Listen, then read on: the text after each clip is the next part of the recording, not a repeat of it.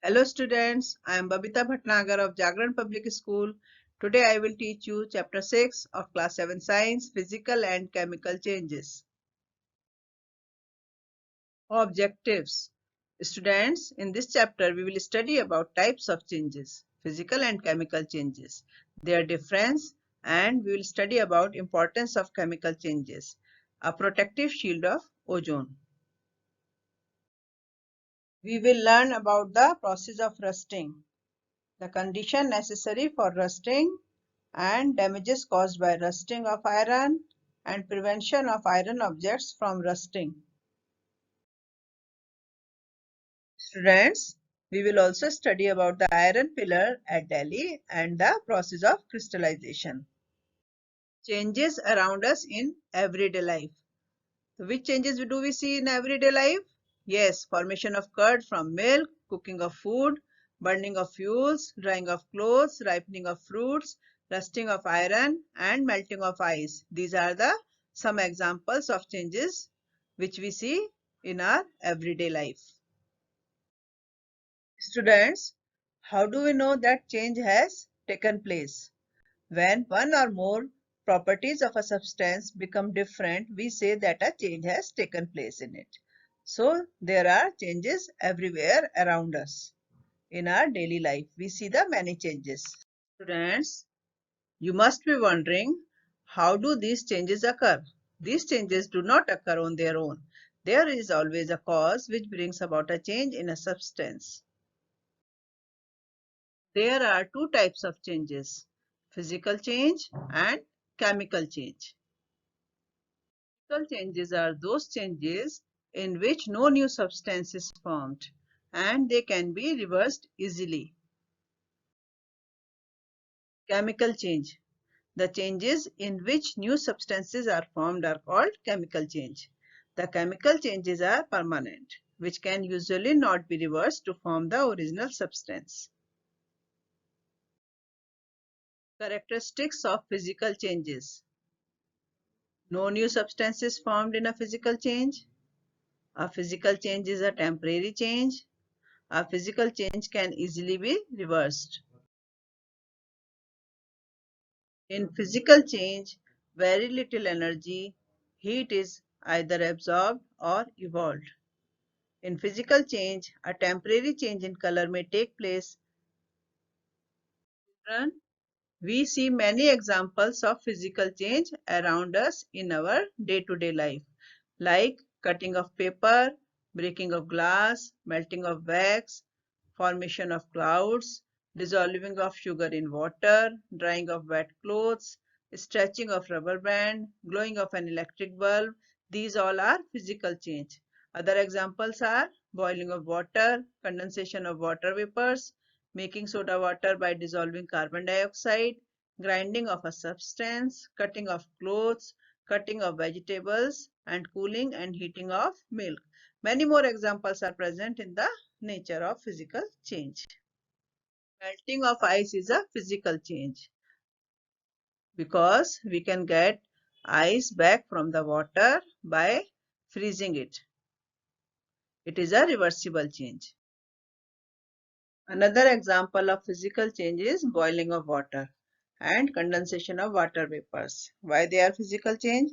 Because when you boil water, vapors are formed, steam is formed, and when we cool the steam or vapor, it condenses and form water. So it is a reversible change and it is a temporary change. Characteristics of chemical changes. One or more new substances are formed in a chemical change. A chemical change is a permanent change. A chemical change usually cannot be reversed to form original substance. A lot of energy in the form of heat, light, etc. is either absorbed or given out in a chemical change. Sound may be produced in a chemical change, and there can be change in the smell also. A permanent change in color may take place in chemical change. A gas may be formed in a chemical change. Examples of chemical changes.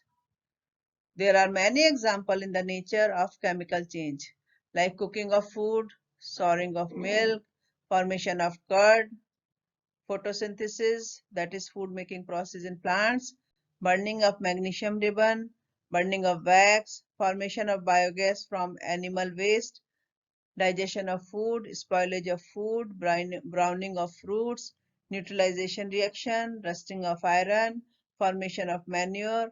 These are all example of chemical change which we see daily in our life.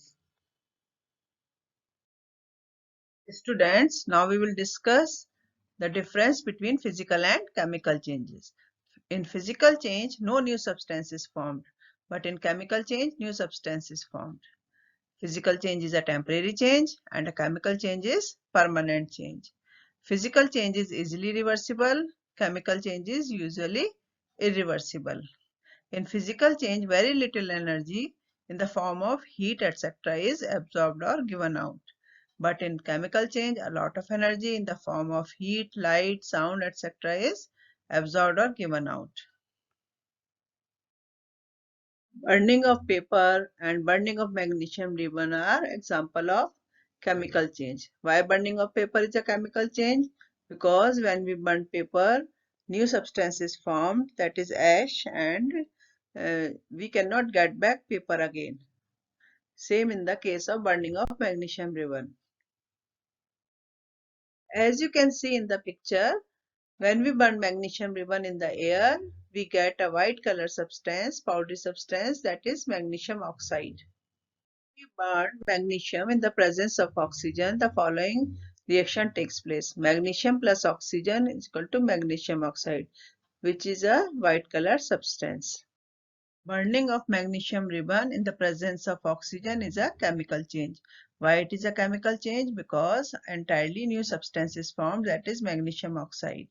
And we cannot get back magnesium and oxygen from the magnesium oxide. So it is a irreversible change. We can write this as a word equation and skeletal chemical equation and balanced chemical equation, as you can see in the picture. When we add baking soda to vinegar, a chemical reaction takes place, carbon dioxide gas is evolved, and this is a chemical change because new substances are formed and this reaction is irreversible. When we pass this carbon dioxide gas into lime water, this lime water turns milky. The reaction which takes place is calcium hydroxide plus carbon dioxide gas, calcium carbonate, which is a solid white substance, is formed. So, because of this calcium carbonate, lime water appears milky.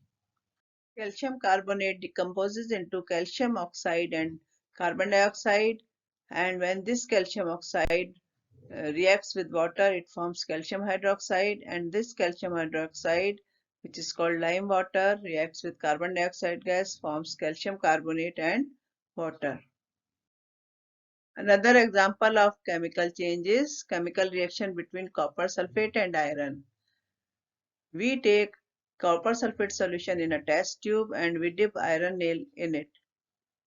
After some time, we see that the blue color copper sulfate solution turns into green color and a brown deposit of copper is seen on the iron nail. These changes are due to a chemical reaction between copper sulfate and iron. Iron, being more reactive than copper, displaces copper from its solution, copper sulfate solution, and forms iron sulfate, which is a green color solution, and copper get deposited on the iron nail. In this reaction, two new substances are formed, iron sulfate and copper. And the formation of green colored substance, iron sulfate, makes the solution green. And the formation of copper metal deposit a brown layer on the iron nail. Importance of chemical changes. Chemical changes are very important in our lives. All the new substances which we use in various fields of our life are produced as a result of chemical changes or a chemical reactions.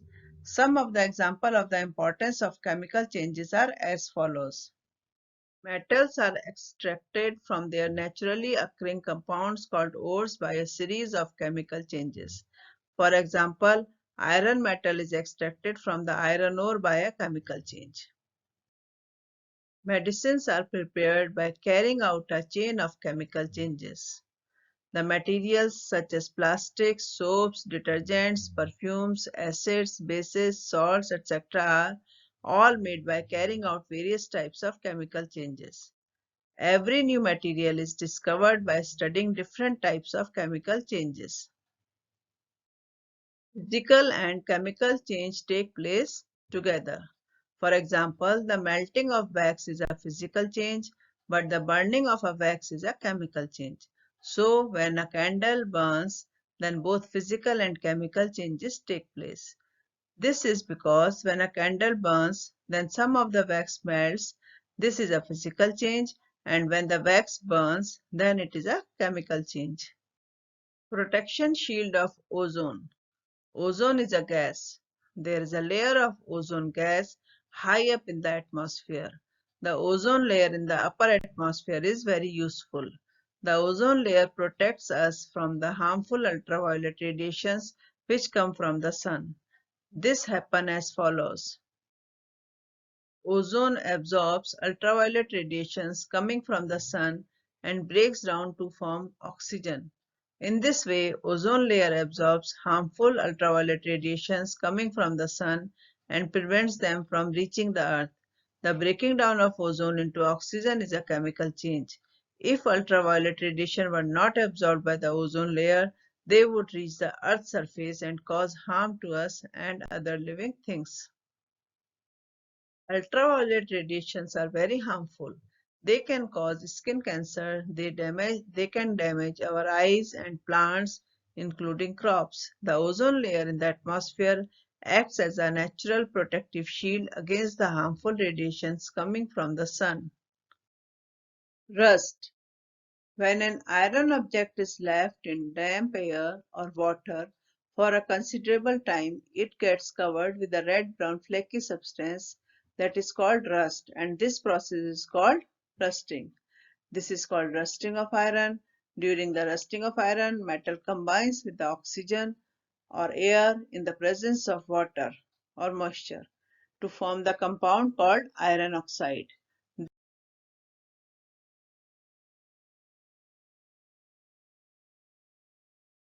When articles made of iron come in contact with moisture present in air, iron is converted into iron oxide, that is rust. In due course, as all the iron slowly turns into rust, this is called corrosion of iron. The iron articles become weak in rusting, and rusting causes huge monetary loss to the people and nation. Prevention from rusting. For rusting, both water and oxygen should come in contact with iron. If any of these is prevented to come in contact with iron, rusting can be prevented.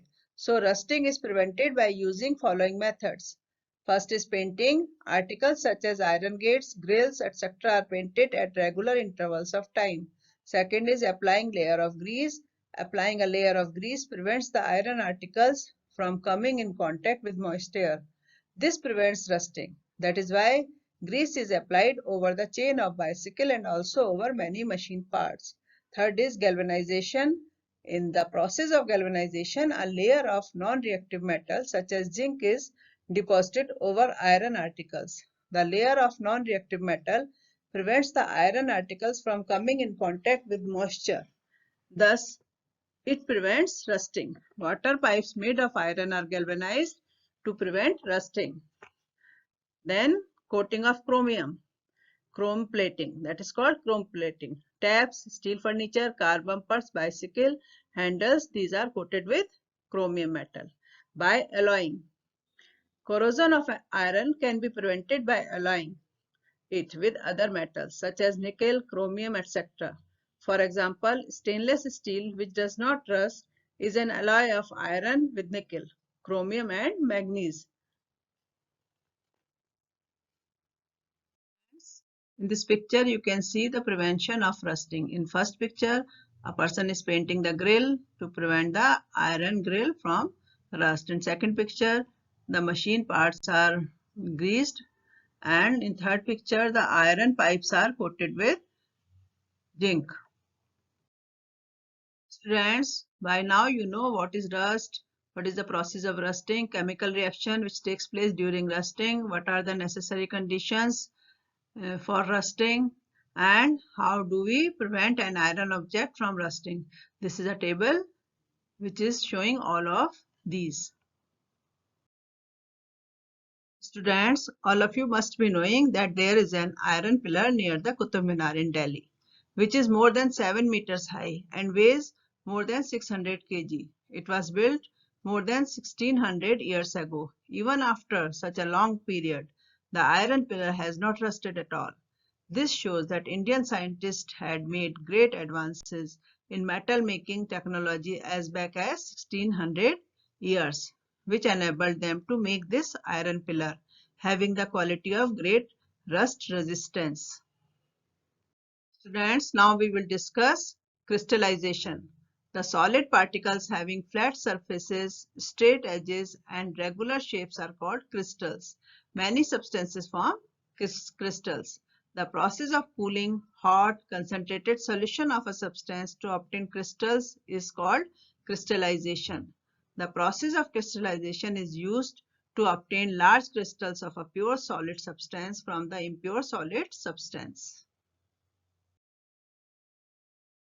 We know that common salt is obtained by the evaporation of seawater, but crystals of common salts are very small. When a small crystal of common salt is left dipped in the saturated solution of common salt for some time, a big crystal of common salt is obtained. Formation of big and pure crystals of substance from its saturated solution is called crystallization. Crystallization is an example of physical change. Usually, an impure solid substance contains two types of impurities, insoluble impurities and soluble impurities. The insoluble impurities can be removed by filtering its solution, whereas the soluble impurities get removed during the crystallization. We will discuss the steps of crystallization process. Say we have to make the crystal of copper sulfate. First, we will prepare the saturated solution of copper sulfate and then we keep aside the solution for some time. And we get the crystals.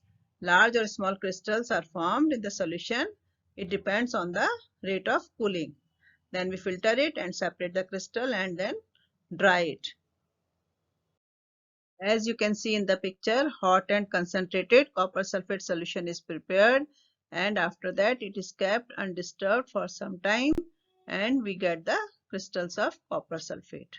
Friends, now we have come to an end of this learning session. I hope you all have understood the chapter well. Thank you and have a nice day. I want to thank to my all team members and IT department. Thank you.